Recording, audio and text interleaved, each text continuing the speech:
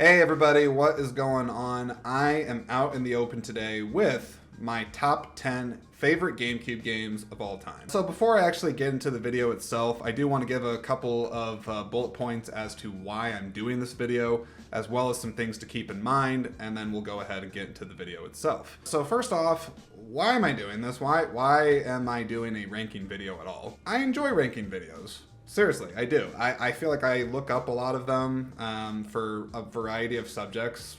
Video games, like we're going to talk about. Movies, it's always interesting. Why the number 10? Why not top 5? Top 3? Does anyone do top 2? Like, that'd be a short video. Let's see. Why 10? 10 just is it's a solid number, powerful number. I don't know. It rolls off the tongue nicely. It feels most competitive, I guess. Like if you do 5, like that's certainly challenging, but 10, it's, you have to do a little bit more thinking on that. Another reason for the why is just the challenge of the ranking. I think that's fun. I think it's fun to do it. I don't want to say roll my eyes. That sounds a little pessimistic and not nice. But when people ask me, because they know I'm a movie person at my heart, they'll say like, "Hey, Jordan, what's your favorite movie?" And I can't really answer that. I mean, it's a near impossible question to answer. It's like asking somebody what their favorite song is. Some people, I'm sure, have a go-to answer for it, and I admit if I'm in a pinch and somebody's really pressing me, I have a few things I can pull out to satisfy them, but it's never really truthful. However, what I will say about this is that since GameCube games are no longer made, there is a finite number to work with. So it is logical that you can actually make a definitive personal list on this, of course. So I was able to do that. Another reason for doing this is that I am a gamer in my heart, at my heart. I would definitely say I'm a casual gamer. I'm not the greatest, but I have played a number of video games over my life. At one point in my past, I actually worked at a video game retailer and sold video games, new, used, and all kinds of stuff. Yeah, video games are very important to me. I still play them still to this day. Playing on the Nintendo Switch 2 at the moment. I do have a Steam account, so I do the PC stuff, but not nearly to the extent of the true gamers that do that. Another thing I'll say of why I'm a gamer at my heart, I think it has a lot to do with my brothers. My older brother and my younger brother in particular, we're very connected when it comes to games. I feel like a lot of our early core memories with each other involve video games. We played them quite a bit. They informed a lot of aspects in a way of like our personalities in some respects, but they just kept us really connected. And even still today, I mean, like there's always a time where we're either talking about a game with each other or we're playing a game with each other. So it's tied to us in a very direct way. Few things to keep in mind about this top 10 list. 1, this is subjective. I mean, of course, I shouldn't even have to say this, but this is a subjective list. It is based on my personal experience. So any of the games that I'm going to be talking about are ones that I actually played and or owned. Another thing, this probably isn't surprising, but it is worth mentioning that I, of course, have not played every single GameCube game there to have a full opinion. That would be a lot of games to play, which, fun fact, if you're curious, how many GameCube games were actually made? Now, this number seems to be not finite, or it's not like totally definitive, but I was able to determine that there are 650 to 660 GameCube games that were made. There's apparently not a set number because certain regions had access or got access to games, so whatever. Somewhere in that ballpark, 650, 660, that's how many games there were. I didn't play them all. That would be a lot. Another thing to keep in mind is that not all the games that I am talking about on this list are exclusive only to the GameCube. They are ones that I owned, they are ones that I played, and they are ones that I associate with the GameCube because that's when I first played them. But that does not mean that every single game I talk about is exclusive to the GameCube. So keep that in mind and think of that what you will. I'm going to have a few honorable mentions because when you're going through a big list like this and narrowing it down to 10, there's always going to be a few that could be in there. You can make the case for it, but I don't want to completely rule them out. So I will have a couple honorable mentions to throw in there. And then the very last thing on the why, and then we'll get into it, is the actual structure of the list itself. So I see a lot of these ranking videos, and I feel like a common thread that I see in many of them is people don't want to be too definitive with it. Like they'll say like, well, this is my 10, but it's in no real particular order. It's just these are my favorite 10. And that's fine. You know, like all due respect to you on that, like totally good. I get it. It is really difficult to actually make a definitive ranking on that. But for myself, for the challenge of this, I wanted to actually be very finite and final about this. So I looked at all the games. Yes, I looked at all of them. And I really thought about it. And the ones that I have on this list are indeed my top 10. So 10 is going to be the least favorite. 1 is, of course, the most.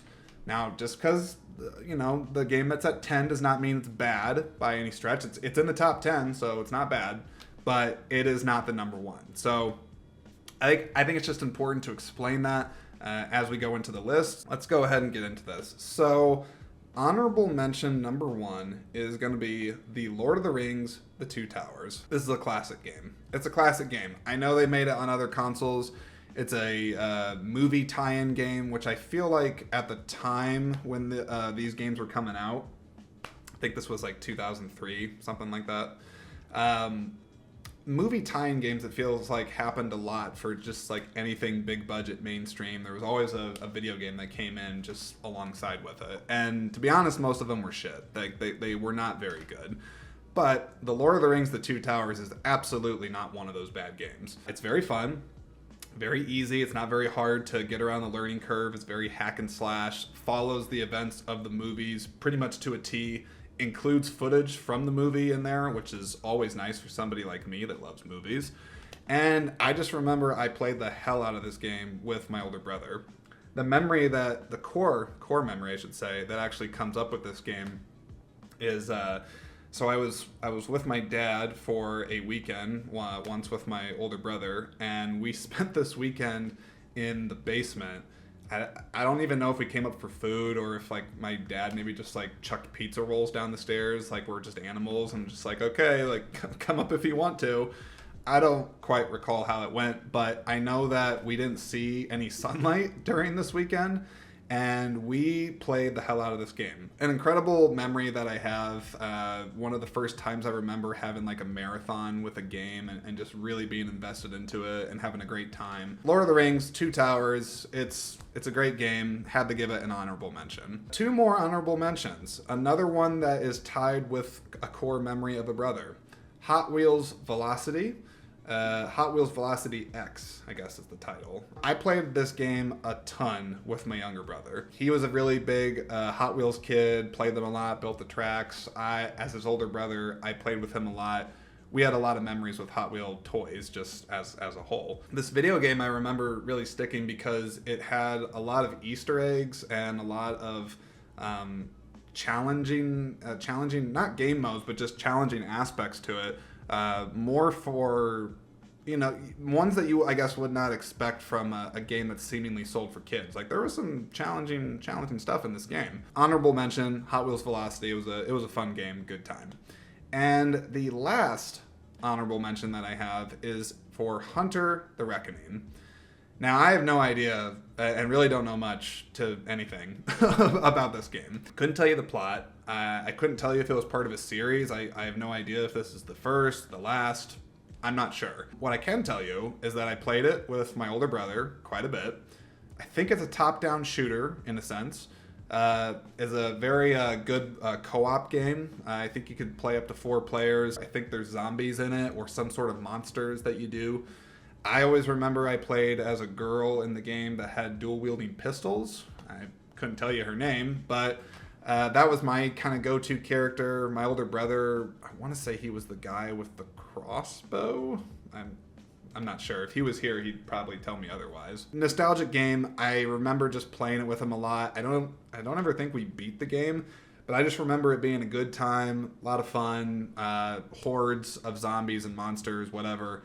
Fun game. So there you go, a few honorable mentions. Let's go ahead and get into the actual list itself, starting with number 10, Tony Hawk or Tony Hawk's Underground. So I played all the Tony Hawk games, I think, leading up to Tony Hawk's Underground. But I was very much a fan of the Tony Hawk games, and then Tony Hawk's Underground came around. And interesting thing for this game, so unlike the previous entries for Tony Hawk, it really opened up the world of the game and really expanded it and tried new things, unlike the previous games had. Not to say that they didn't do anything new, but this was like very radically different for the games because, one, it introduced a plot. Yes, there was an actual story. You weren't playing as a professional skater. You had to create your own skater and build them essentially from the ground up. The story was also a very like rags to riches story. You're trying to make it as a pro skater and figure out how to work your way up through the industry. You have a best friend named Eric. He's not really a best friend. If you play the game, spoiler alert, because of however old this game is, I mean, whatever. Eric is the villain. I just remember him being slimy. He's a backstabbing piece of shit, basically. Not a good guy. Not somebody that you would want to associate with. Kind of has a nasally, whiny voice.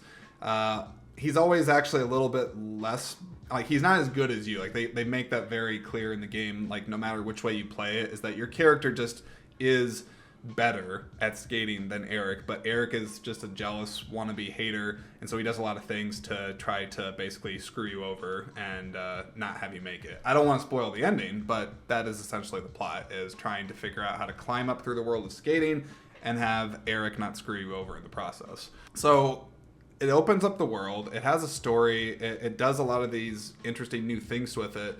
But the other thing I remember about it too is that it actually like opened up the literal world of skating itself. So the previous games, you were very much confined in the arena or the level that you had to do the skating in. And that's not to say that you weren't like this on Underground as well. But there was a lot more openness to it. So you could skate around to a lot of different areas within the level. Pretty sure you could get off your skateboard as well. And so there was some interesting challenges that you could do with that. So it just expanded the gameplay and just the world of the game. I don't know what else I could say about that. So that is my number 10, Tony Hawk's Underground. Number 9 is SSX Tricky. What does SSX stand for? I don't know. Maybe it stands for something. Maybe it stands for nothing. I'm not really sure. But what I can tell you about this game is that I guess it's similar to Tony Hawk in that it's a snowboarding game instead of a skateboarding game. You're doing lots of tricks, lots of levels, racking up a lot of points. So definitely some crossover and similarities on that. But the things that stand out for me on this game is, one, I know I played it again with my brothers quite a bit. It's got a great soundtrack. Introduced me to Run DMC. I may or may not have heard them before, but the song, as it is, the song Tricky, it's to rock around, it's tricky. That's as much as you're going to get me singing on this channel or ever. Great soundtrack, well-designed courses, and just crazy gravity-defying, not at all based in reality tricks that you could do. So there's definitely a over-the-top element to the game. And I just remember having a lot of fun with it, playing it a lot. I was pretty good at it at one point. I'm pretty sure if I played it now, I'd probably be pretty lousy. SSX Tricky is absolutely going to be in the list because I just played that game a lot. Now, number 8 may be of surprise. Not that it's on this list. I think if you've played GameCube games, it being here is not going to be a surprise. I just think some people might think it might be higher on the list. But my number 8 is going to be Super Smash Bros. Melee. Super Smash Bros. It is an all-timer. This one is still probably my favorite. It was an improver, I think, over its predecessor, in every single way. I mean, graphics, more characters, there's the adventure mode. Just overall, a better game on every single front. Incredible local multiplayer with this game. I mean, not only did I play this game with my brothers, I played it with a number of friends over the years. It was a ton of fun. I know that the characters that I played the most as was Kirby, probably just because he's the easiest, and I mean, that rock smash move that he does is just I mean, some people would probably say it's cheap, but it is a powerhouse move to do. But then I also remember playing as Donkey Kong. And Donkey Kong, I remember I would piss people off like no other when I would play as him, because I would do that move where he just like smashes the ground nonstop, and I just would keep doing it until somebody would be able to probably fire off a bow or something to stop me from doing it. But I just remember it annoyed the hell out of people when I did it. And then another thing that I remember from this game that I enjoyed doing again with Donkey Kong, he had this ability to pick up people and you could carry them on your shoulders. Or you could just choose to chuck them, try to throw them off the map. And I remember what I would do, and it made no sense because it didn't help me, it didn't help the other player. It pretty much just canceled itself out, but it's just stupid. Is I would pick up people, and then I would just jump and leap to my own death with them on my shoulders, and I just killed both of us. Always a dumb troll move, I guess. Is that early trolling? I'm not sure, but I just remember it being a move that I did a lot. If I picked up a controller and played it today, I'd probably end up doing it again to somebody. Never failed to get a laugh or just somebody cursing me out, being like, oh my god, you're an idiot. And is what it is. But definitely a fun game. There's no way to put this list together and not have it be on there. So that's number 8, Super Smash Bros. Melee. Number 7 is going to be Enter the Matrix. I'm a big Matrix fan. I love the Matrix movies, and this is another case of a tie-in game, but it's definitely not a typical tie-in game. And I would also even argue it's not even really quite, I mean, it is inherently a tie-in game to the movie, but it's very much its own thing. And I also cannot recall, and I don't know if it's happened since, I don't think there's any other game I can think of that is like this and put this much investment into the game tying so directly into the movie. So here's what I mean by that. You know, the Lord of the Rings game that I mentioned, Two Towers, like that is one where you're playing as the characters and you're just going through the motions and the beats of the story. Sure, they embellish some stuff and add some things that you don't see on camera in the actual movies, but you're essentially playing the events of the movies. This game, however, is different because it had a really unique investment from the Wachowskis at the time. They actually wrote the games and directed these games, so they were very, very involved with the actual game itself. They filmed footage, like while they were making Matrix Reloaded, they were making this game at the same time to go along with it. And it's canon. The events of this game are absolutely canon with the Matrix universe. So I feel like if you're a real Matrix completionist and or real fan, you'll have to play this game, or at the very least look up the cutscenes and watch them, because it ties in directly to events that happen in Matrix Reloaded. And I just think that is so awesome that they did that, because these scenes that they filmed for it, I'm not saying that like they filmed like extra spectacular special effects stuff, but they're filmed well. Like they did it during the movie, so I mean, like it looks just as good as the movie with the footage. You get to know some characters that you briefly see in Matrix Reloaded, but you get to know them a lot more in the course of this game. And the story that they actually have going in this game, it is compelling, and it is a nice companion side piece to Matrix Reloaded. And just the fact that the Wachowskis liked and respected the world of gaming enough to do this, I mean, my hat's off to them. I think it's incredible if they did that. And like I said, I don't know if it's happened since, maybe not to this extent. But I just think that type of investment from filmmakers into gaming and having it tie over to their movie that they were making, it's second to none. It's awesome. I would also say too that the game itself, the gameplay is fun. They have some things that they took from the movies, which some people would argue it, you know, they might say it doesn't hold up well or it's kind of dated as far as gameplay. But I appreciate that they include little touches, like even the way your characters run, it's it's like this. It's, you know, it's kind of robotic and stiff, but it is the way that they run in the movies. You of course can do the, you know, slow motion bullet time stuff, but you can go crazy and you can like jump backwards with your guns and forward and to the side and do flips and all kinds of stuff. So playing around with the physics of it was just a lot of fun. I just think, just from a pure video game experience, it's really fun. But then this game to me is almost more than just a simple video game because it is a companion piece with the Matrix universe.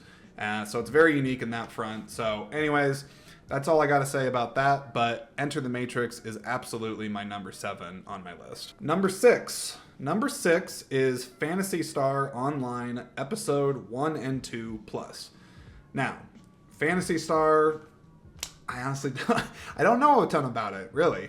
I don't actually know much about the plot. I don't know about the other games. I know that there have been other games since. I know it's a Japanese title, I think, anyways. This is a game that I played a ton with both my brothers. Very addicting gameplay, very solid co-op.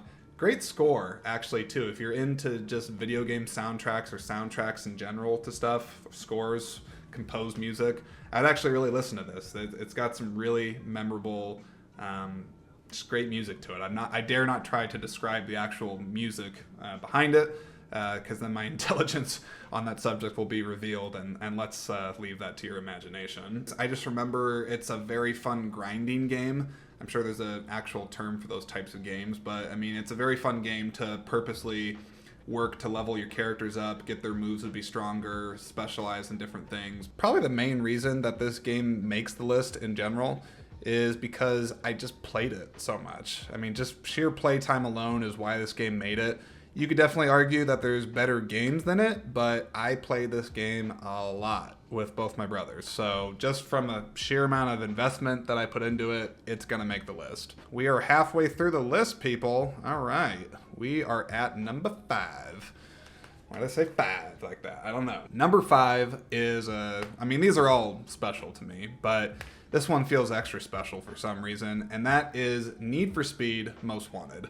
Need for Speed Most Wanted, a lot of things I can say about this game. For one, I think the franchise absolutely peaked on this game. I don't think it's ever gotten better since this game. There have been other Need for Speed games that have released after the fact. They're fun, don't get me wrong, but I think they don't hold their weight compared to this game. It has the most ridiculously fun police chases that you're gonna find in a game. There's also a story, an entertaining story, and I laugh when I think of it because there's just really ridiculous, over-the-top characters that are in it. Sergeant Cross, he's the cop that wants to get you. He hates you for some reason. Is it Mia? I don't know if maybe I'm thinking Fast and Furious, but there's the girl that's in it. I mean, she's scantily wearing hardly anything. But I mean, hey, as a young man at the time, you're not gonna complain about that. But then the real standout character in this game for me was Razor. And I actually think the actor, I don't know who they got to play him, but I'm pretty sure I've seen that he's like gone to like gaming conventions or something, and he's been at that table, be like, hey, you can meet Razor from Need for Speed Most Wanted. And hey, look, like, no disrespect, dude. Like, if I ever met him, I'd probably be like, dude, you were awesome as Razor. Cool, sign my copy. But he's just, his dialogue is so laughably, I don't want to say it's laughably bad, but there's definitely some unintentional comedy. I think that's there. One of my favorite things that he says, because this is an aspect of the gameplay that's in here, is that you get a lot of phone calls from characters in the games, and sometimes they leave you voice messages, and Razor likes to torment you sometimes in the game. And at one point he calls you and he's like, hey, I heard you were like hanging out with your buddy Raj. Yeah, you guys probably got tight in jail. And he basically makes some like pretty dirty like innuendos that you guys hooked up and did things in jail and prison. And I mean, it's dumb. Probably not appropriate, but I mean, whatever. As a young person playing it, I'm not caring about that. I'm just laughing at it. I still laugh at it today when I hear it. But aside from me joking and having some fun with the story, the customization options in the cars were awesome. Like I said, the police chases are great. So much replay value with this game. Also a great soundtrack too. Forgot to mention that. They use a song that I don't know the title of the song, but I remember hearing it in Blade 2, which is a very informative movie for me growing up. But if you played the game or you've seen that movie, you'll know what I'm talking about. But Need for Speed Most Wanted, it absolutely belongs on the list, and it's there, so it's at number 5. Number 4 is Super Monkey Ball 2. Super Monkey Ball 2 is an amazing game. First off, you get plenty of bang for the buck at the time, which I think at the time, video games, top dollar ones were 50 at the time when I was younger. Maybe it was 40, I'm not sure. I actually remember that my mom, funnily enough, gave me this game as a birthday present. And I knew absolutely nothing about it. Turns out she didn't know anything about it either. I think she just knew that I liked video games, and she's like, hey, there's some cute monkeys and balls on the cover of this game. How bad can it be? Which, it's not bad. I mean, any person of any age could play this game, and there's no problem with it. There's some strange stuff in it, for sure. Even a little bit with Dr. Badboon and his creepy, obsessive relationship that he has with one of the monkeys. But I don't need to get into that. But there's plenty of bang for the buck on this. I mean, like, this game is full. Like, there's a story mode, there's challenge mode, there's mini games in this. You can do solo all you want. There's multiplayer. There's hidden objectives that you can do, I think, and it's challenging too, very challenging. There's certain levels on this game that you put them in front of me right now, I'll probably fail at them. Like, as a kid, you can only imagine how bad I was at it, but just a fantastic game. There is a plot. As I mentioned, there is a character named Dr. Badboon. I don't remember his whole motives, but I just know that he wants to take all the bananas away from the monkeys and, I don't know, take over their homeland or do something. Very comical, very, very strange game, I must say, too. I mean, I don't know how people came up with the idea of monkeys that roll around in see-through colored plasticky balls, and they have to roll through objectives and get to the finish line. I don't know. I would love to meet the people that made this game and pick their brain about it. But for me, played it a ton. I can also tell you, too, that some of my friends, they still have this game or they have access to it. And if I get together with old friends of mine and we have this, we will absolutely still play this game together. So it's still a part of my life. Still to this day. If you've never played it, or really any of these games, definitely give it a visit because it's a great game, a lot of fun. Number 3, for me, this one feels personal because I played it a lot myself. I did play it with one of my best friends, and he's actually still one of my best friends, but it's True Crime Streets of LA. This was... I mean, it's very much Grand Theft Auto in nature. I mean, it's open world. You can go on killing sprees and do a lot of bad stuff. But the difference of this game is that you play as a cop. Now, I mean, you're a detective, I think, and you're basically undercover. So it's like you're not like rolling around in a squad car and arresting people. But interesting to take the GTA model and apply it to being a police officer. And speaking of that, just speaking of the fact that you're a police officer, the story of this game is very, very cinematic, and to me is actually really well ahead of its time because, I thought it was actually really well written. I cared about the characters. I liked the world that they set up. There is just an air of fantastical, not realistic elements that happen, but most of it's grounded in reality, which is cool. I don't know what the budget for this game was, but I think they threw it out there when it came to the voice cast that they got for this. I mean, you got, to me, some heavy hitters for sure, but also people that I just recognize from movies that I love. So, I mean, check it out. This cast had Christopher Walken, Gary Oldman, Michelle Rodriguez, the late, great Michael Madsen, CCH Pounder, you'll know her from, I think she was in Face Off, and she's in the Avatar movies. Ron Perlman, and I'm not going to pretend like I love this guy's career, but James Hong, I have to mention him because he's one of those guys that's been in a bajillion movies. You would recognize him if you saw him. Very replayable. There's multiple possible storylines because depending on your actions that you take in the game, they can dictate how the story goes, so there's definitely replayability in that. And then the strange part about the game is it wasn't downloadable content, but it was like a bonus unlock that you could play as Snoop Dogg. I don't know why. Maybe Snoop Dogg was just really into this game or he was buddies with the developers. I'm not sure. I did play the Snoop Dogg stuff. whatever. It didn't really change the game. Just was like, oh, okay, I guess I'm Snoop Dogg doing all this crazy stuff, and I can just shoot people and roll around in my car with hydraulics and my, I don't know, all my rap music. How white do I sound when I say that? I say it's personal to me because I played it mostly alone because it is a single player game, but it's a game that really, really liked it. I would love it if they actually brought back this idea of being a cop in games. I don't think you see it that much. They did try to do a sequel of it, The Streets of New York. I played it a little bit, but I just remember it just didn't have the flavor. It didn't have it just wasn't as finely tuned, I think. And if anything, I think the cop elements, they had more of them in that game, but I just remember there was something about that game that I just didn't gravitate towards, certainly over the first one. Yeah, True Crime, Streets of LA, shout out to you.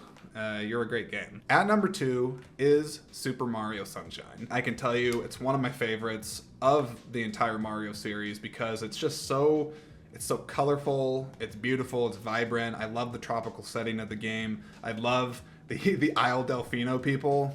They're just like partying and they're very chill. There's like this one that does this like animation of this a lot. I'm not sure, but I love the character designs of them. They just, you want to give, if I saw them, if they were real, I would probably want to give them a hug. I love the mechanic that they introduced in the game with is it Flood? The hose backpack that stays on you. It allows you to squirt enemies with water, clean up the environment. You can use it as a jetpack, a turbo. You can do a lot of stuff with it, and that really was a clever gameplay mechanic, and I just really enjoyed the use of water in this game. It's a fantastic game. The mechanics are great. You can do stuff with Yoshi. There's a lot of really challenging stuff. Like, I can tell you, I don't think I ever truly 100% completed the game because there was just some really challenging levels to it. But it's absolutely fun. Good soundtrack, too. Forgot to mention that. Just really, really good soundtrack and score. But yeah, I played the hell out of this game, so it absolutely belongs where it's at number 2. But not at number 1. I don't know if people could guess my number 1. Like, if you know me on a personal level, it's possible you could because, you know, I mean, if you know me well, this would not be surprising to you at all. But for my number 1, I thought about this long, thought about it hard. Had to be honest with myself. Is it like what makes the number 1 best game? Is it the game that you played the most out of all the others? Is it something that like just mechanically was so ahead of its time? Could be a lot of things. But for me, I decided that this was my number 1 game because it is the game that I think above all the others I played probably more than any other game. And I still play it to this day, both the original and its sequel. So, without any further ado, my number 1 game on the GameCube of all time is Kirby Air Ride. Kirby Air Ride. Incredible game. Incredible game. For one particular mode alone, City Trial.